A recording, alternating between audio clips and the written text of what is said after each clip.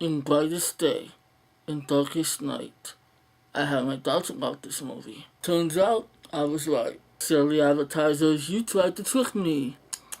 Be for real, you can see it in his swag. You can see it in his swag. Be a boss, you can see it in his swag. How we walk, how we talk, you can see it in his swag. Be for real, you can see it in his swag. You can see it in his swag. He a boss, you can see it in his swag. How we walk, how we talk, you can see it in his swag. You can see it. You can see it. You can see it. How we walk, how we talk, you can see it in his swag. The Green Lantern. A lot of people have been bashing this movie. I'm gonna be nice and honest, so don't let me out quick if you disagree.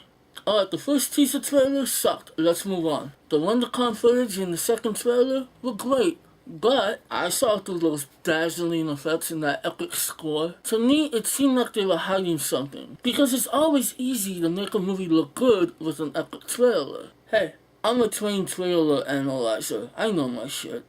Sometimes. Regardless, I still hope for the best, and the truth is, although it was pretty entertaining, it just doesn't quite cut it as a great movie, let alone a good comic book movie. Now let's get this out the way. I am not gonna compare this to two great comic book movies that came out this year. And I'm for damn sure not gonna mention that great 2008 movie that everybody's been mentioning in their reviews, because that movie shouldn't even be a thought when talking about this movie. First off, the movie is directed by Martin Campbell, a very solid director who directed three of my favorite movies of all time: The Mask of Zorro, GoldenEye, and Casino Royale. I apologize if flashing DVDs in a review is tacky, but I don't have After Effects. These three films and most of his other films all have the same feel of his direction, mostly because of all his films are not CGI heavy, and obviously this one is, so it just doesn't feel the same. But I really don't want to fault him. For the most part, he did a good job directing this movie. The fault lies mostly in the writing.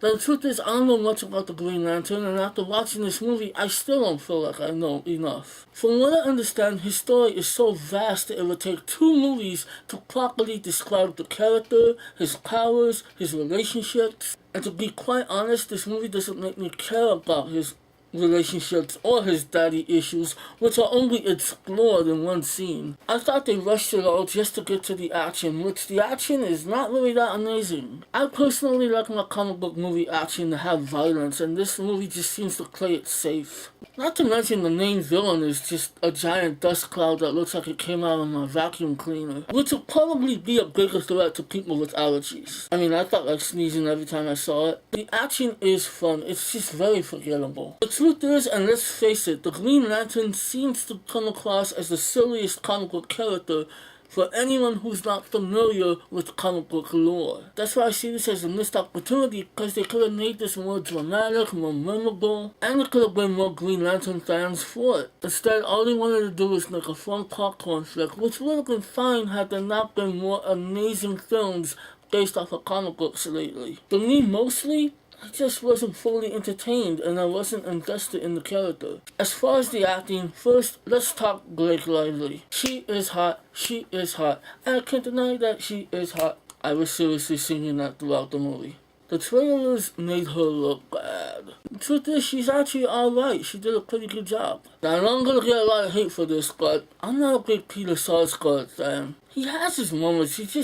I don't know, he's just kind of dull. Him as Hector Hammond is the most lively I've ever seen the guy. Plus his yowl is epic. Mark Strong as Sinestro was really good. It was a great transition to see him always playing a villain and becoming a mentor.